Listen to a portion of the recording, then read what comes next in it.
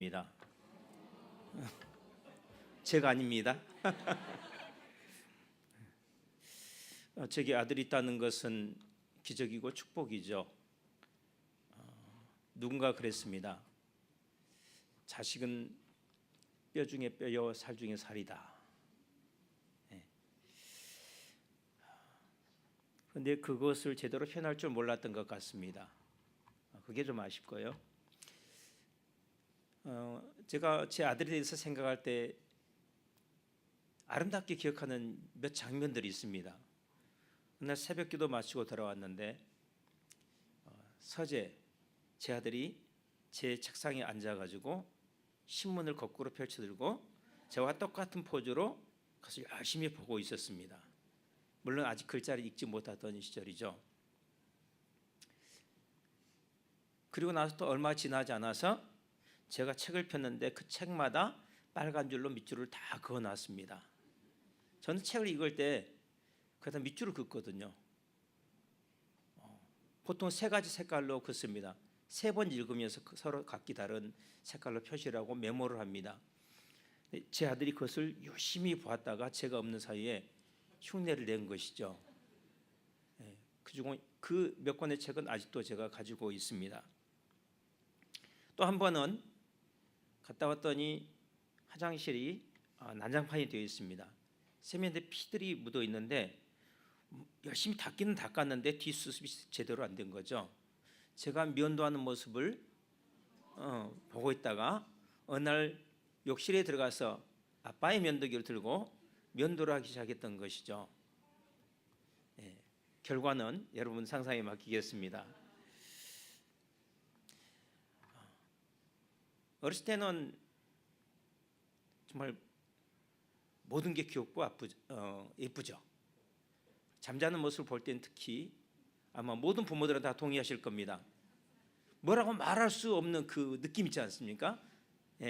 낮에 무슨 짓을 했든지 상관없이 잠자는 얼굴을 보고 있으면은 뭐라고 말할 수 없는 그 부모만이 받을 수 있는 축복의 순간인 것입니다. 그렇지만은 낳기는 낳았는데 잘 기르지는 못했던 것 같아요. 양육한다는 것은 전혀 다른 이야기 같습니다. 물론 어떻게 해야 될지는 몰랐던 것 같아요. 왜냐하면 제가 초등학교 때 저희 아버지가 저를 그냥 도시다 던져놨습니다. 그래서 저는 아버지와 대화를 하면서 자란 적이 없습니다. 저는 정말 제 아버지를 존경하고 내 평생에 만난 남자들 중에서 최고의 두 남자를 꼽으라면은 첫 번째가 제 아버지입니다. 두 번째는 대학교 은사죠. 그런데 정말 서운한 것이 한 가지 있어요. 아버지는 저하고 대화를 별로 하지 않았습니다. 제가 객관적으로 봤을 때 너무 존경스러운데,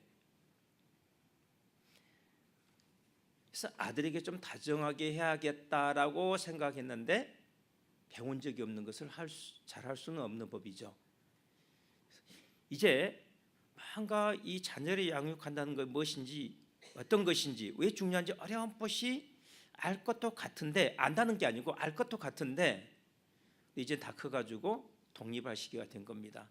아마 많은 아버지들이 비슷한 느낌을 가질 것 같습니다. 오늘 본문의 요점은 한마디로 좋은 아버지가 되라는 것입니다. 왜냐하면 아버지가 줄 수 있는 축복이 있고 또 좋은 아버지가 될 때 줄 수 있는 축복이 너무나 크기 때문에 그렇습니다. 이 오늘 본문은 고대 사회에서 가르침의 역할을 담당했던 아버지들에게 주는 말씀이죠. 지금은 엄마들 오히려 더 많이 가르치고 있습니다. 그리고 많은 경우 집보다는 텔레비전이 가르침 역할을 하고 있고 아니면은 학교가 그 역할을 하고 있습니다. 그러니까 가르치는 모든 사람에게 주시는 말씀이라고 해석할 수 있겠습니다. 근데 가르치는 것이 어려운 이유는 가르치는 과정에서 가르치는 자나 가르침을 받는 자나 부모나 자녀나 서로에 대해서 화를 내기 쉽기 때문에 그렇습니다. 그리고 화를 내는 순간에 모든 것이 끝나는 겁니다. 1980년대 중반 평화봉사단원들에 대한 일련의 조사가 있었습니다. 조사의 목적은 어떤 봉사단원들은 끝까지 사명을 잘 완수하는데 어떤 봉사단원들은 중간에 포기하고 돌아가더라는 것이죠. 왜 이런 차이가 생겼을까? 최고의 학부를 다니고 있고 최고의 지성이고 자원하는 마음으로 새학생에 썼는데 결국은 중도 하차하더라는 것이죠. 차이가 뭘까? 조사를 했는데 딱 한 가지가 두드러지게 나타났습니다. 중도에 포기하고 들어간 사람들 중에서 아버지가 있는 가정에서 자란 단원은 9%에 불과했고요. 끝까지 완수한 사람들 중에서 아버지가 없는 사람들, 죄송합니다. 끝까지 완수한 사람들 중에서 아버지가 없는 가정에서 자란 사람들은 9%, 그리고 중도에 포기하고 돌아온 사람들 중에서 아버지가 없는 가정에서 자란 사람들이 44%, 약 4배 차이가 나는 거죠. 적어도 몇 번 다시 반복해서 조사를 했는데 역시 동일한 결과가 나왔습니다. 그 조사 결과가 보여주는 것은 아이들에게는 아버지가 필요하다는 겁니다. 그래서 오늘 제목을 아비의 축복 이렇게 잡았는데 아버지 자리는 정말로 중요한 자리죠. 깽단에 대해서 연관학자들은 깽들의 공통점으로 깽들은 아버지가 없다. 거의 대부분 아버지가 없습니다. 아버지가 없는 아이들은 학교 중퇴율, 그리고 가난할 확률, 조기 결혼할 확률, 미혼 부모가 될 확률, 이혼할 확률, 비행 청소년이 될 확률, 중독에 빠질 확률도 훨씬 높습니다. 존재 자체만으로도 중요하다는 것이죠. 그런데 반면에 아버지 역할을 가장 잘했을 경우에는 자녀들이 놀라울이 많이 달라집니다. 사회학자들에 따르면 영원한 패배자 혹은 비열한 승자, 그들은 대개 집에서 어른들로부터 자기의 한계와 맞닥뜨렸을 때 그것을 받아들이고 지혜롭게 극복하는 그 법을 배우지 못한 사람들이라고 합니다. 그런데 그것을 누가 가르쳐 주는가? 아버지가 가르쳐 준다는 것이죠. 누군가 이런 멋진 말을 했습니다. 아버지는 씨앗이다. 그 씨앗이 땅에 떨어지면 아들한테서 다시 살아난다. 저는 이 글을 읽으면서 우리 아들이 어떤 삶을 살게 될까? 과연 내가 바라는 그런 삶을 살 수 있을까? 그런 생각을 사실은 많이 했습니다. 사실 저는 그 몸으로는 있었을지 모르겠어요. 사실 몸으로도 별로 없었던 것 같아요. 아이가 한창 자라던 시기에 밤늦게까지 교회에 있다가 또 새벽이면 나가고 아이가 제 얼굴을 볼 기회가 없는 거죠. 주말에는 마찬가지입니다. 제가 쉬는 날은 아이가 학교 가는 거죠. 그러니까 아이하고 대화하거나 놀 시간이 없는 겁니다. 저는 그렇게 아버지 역할을 감당하는 데 있어서 성공은커녕 제대로 못하는 그런 축에 속한다고 스스로 평가를 해요. 그래서 그것이 제게 기도 제목인 것이고 제게 고민인 겁니다. 근데 제가 최근에 은혜를 하나 받았어요. 어떤 은혜인가? 제가 성경을 읽다 갑자기 문득 그런 생각이 들었습니다. 그런데 성경에서 아버지 역할을 잘한 사람들이 누구지? 그리고 나서 봤더니 아버지 역할을 잘한 사람이 별로 없는 겁니다. 여러분 잘 한번 생각해 보시죠. 아브람, 이삭, 야곱, 아버지 역할 잘했나요? 잘하지 못했어요. 근데 갑자기 그 사실 제게 굉장히 위로가 됐습니다.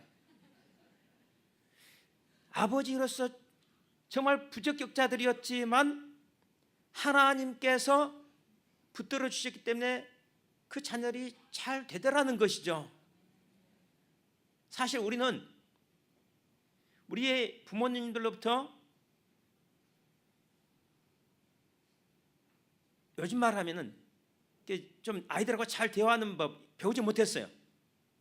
그리고 우리 스스로도 우리 자녀들에게 그렇게 잘 해주지 못하죠.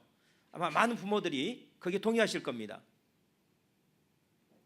사랑하지만은 사랑한다는 말을 제대로 잘 표현하지 못하고요. 또 그것을 어떻게 해야 될지 모르는 겁니다. 그럼에도 불구하고 우리를 부르신 하나님께서 우리의 모든 연약함과 우리의 한계와 실패를 아시는 하나님께서 우리를 붙드시고 우리의 기도를 응답해 주셔서 우리 자녀들을 세워나가더라는 것이죠. 우리 소망은 거기에 있습니다. 그래서 제가 위로를 받은 겁니다. 우리에게는 하나님이 있다. 하나님이 있다.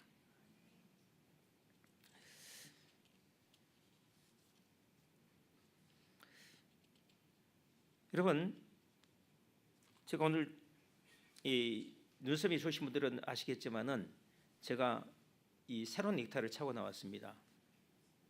그리고 새로운 타이핀을 차고 나왔습니다. 이게 가운데가 돌로 된 거예요. 이게 어제 처형 생일인데 저는 선물을 보내지 않았는데 아내가 처형으로부터 제 선물을 들고 왔는데 이게 그 선물입니다. 근데 타이핀은 언제나 제게 뭔가 특별한 것을 생각하게 해줘요. 왜냐하면 제가 언젠가 아이들을 가르쳤을 때 아무 보수도 받지 않고 시간을 쪼개서 아이들을 가르치다가 너무 힘에 부쳐서 그만둘 때 그 아이들이 제게 주었던 선물이 타이핀이었거든요. 언젠가 한번 제가 간증을 했던 것 같습니다. 너무나 촌스러운 싸구려 큐빅이 가득 박혀있는 그런 타이핀인데 너무 촌스러워서 제가 찰 수가 없었어요.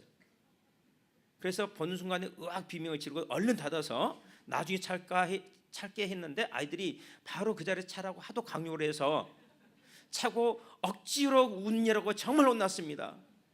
그리고 얼른 버스를 탄 다음에 그것을 빼려고 했죠. 근데 그때 하나님께서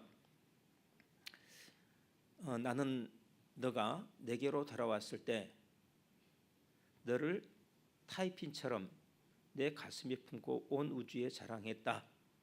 그런데 너는 저 아이들이 사랑으로 준 타이핀을 부끄러워하는구나.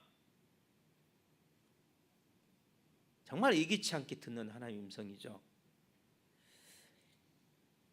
여러분, 우리가 좋은 가정에서 자라지 못했을 수도 있고 우리가 좋은 부모를 만나지 못했을 수도 있습니다. 또 우리 자신이 좋은 부모가 되지 못할 수도 있죠. 그래서 부모의 마음에도 그럴 수 있고 자녀의 마음에도 분노가 쌓일 수 있습니다.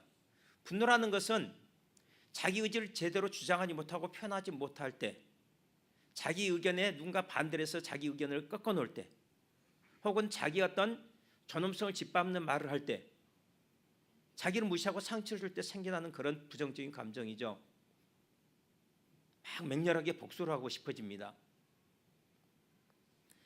분노 자체가 죄는 아니지만 분노를 내버리면 많은 문제들이 생기고 죄로 발전할 수 있습니다. 그래서 많은 가정들이 사실은 분노 조절을 못해서 가정이 깨지고 자녀들 관계가 더 악화되기도 합니다.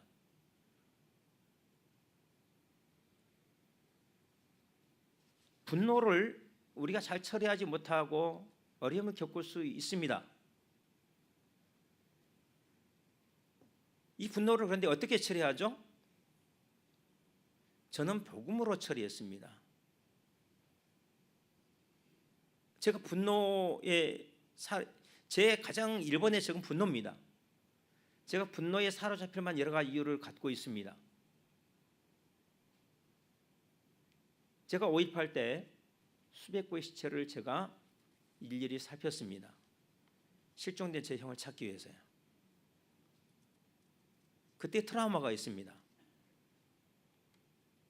제 주변에서 저하고 친하게 알고 지냈던 사람들이 죽는 것도 보았습니다. 그 상처가 있어요. 그것이 갑자기 폭발하는 겁니다. 그리고 폭력적 성향으로 나타나죠.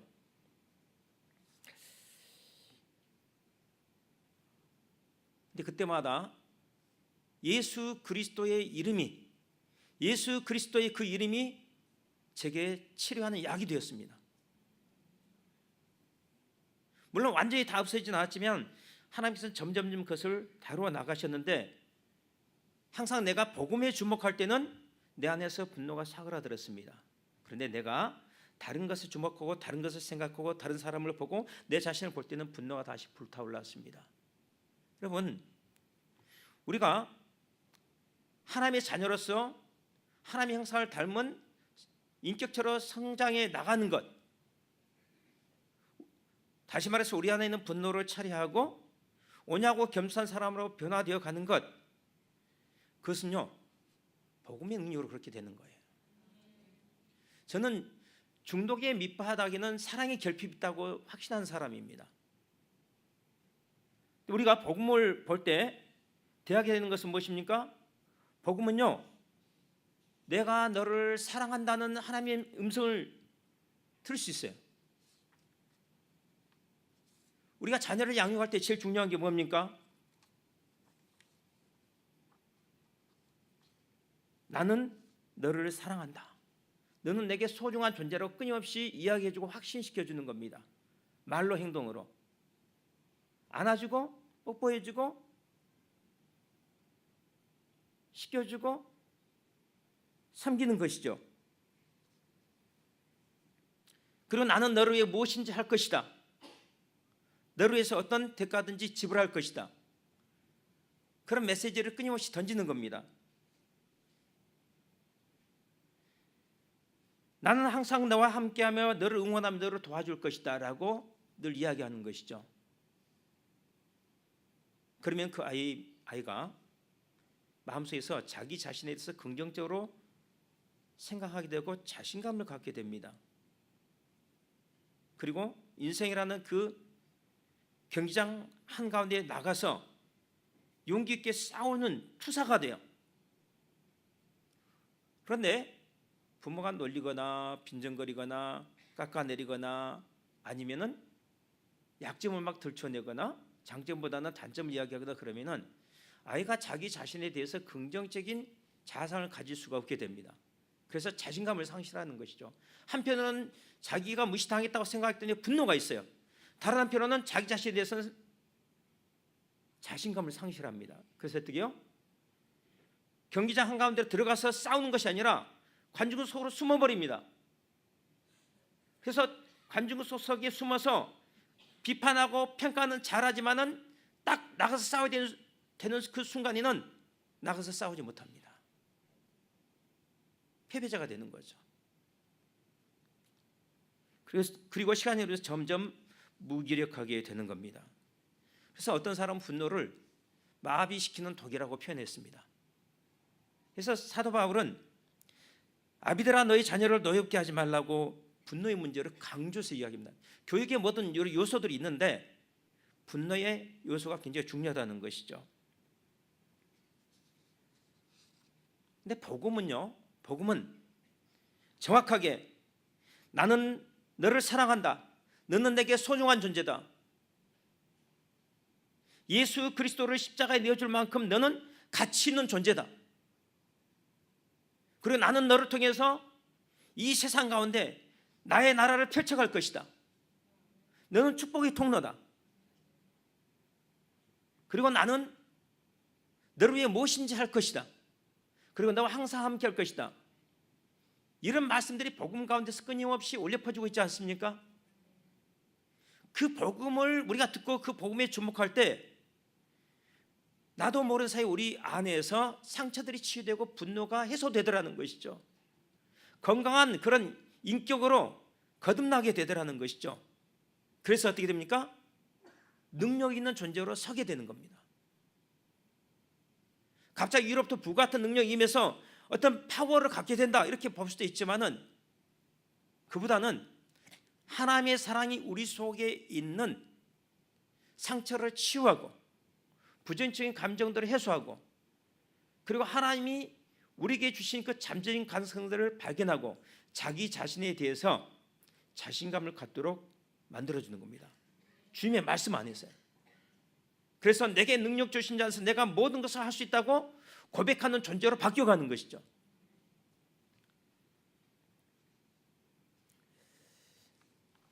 말씀을 정리하겠습니다. 우리는 하나님의 자녀입니다. 하나님 우리 아버지가 되시고요. 하나님께서 우리에게 복음을 통해서 말씀하시는데,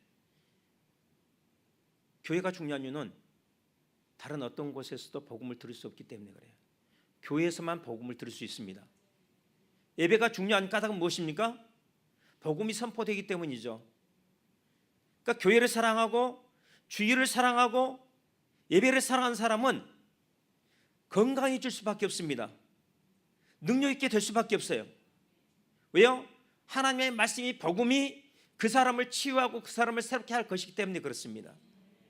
그래서 우리가 교회를 사랑하고 주일을 사랑하고 예배를 사랑하고 말씀을 사랑해야 되는 것이죠. 그리고 그 복음이 또한 우리 자녀들을 살릴 것입니다.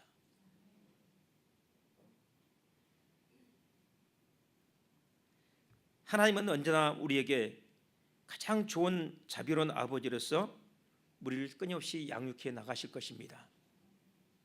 그러나 동시에 우리는 그 하나님을 본받아서 우리 자녀를 양육할 때 현재 어렵다고 할지라도, 현재 내게 약점과 불안전함이 있다고 할지라도 거기서 포기하거나 낙심할 필요가 없습니다. 우리는 아버지의 자리를 굳게 지키기로 결심하고 어떤 일에서도 최고의 부모가 되겠다는 결심 굳게 하면서 하나님께 도움을 청하고 기도하면서 나가야 됩니다. 그러면 하나님께서 넉넉하게 우리를 도와주실 줄 믿습니다. 그것이 저의 확신입니다. 여러분도 그렇게 확신하십니까? 우리 자녀들을 축복합시다. 나는 너를 사랑해.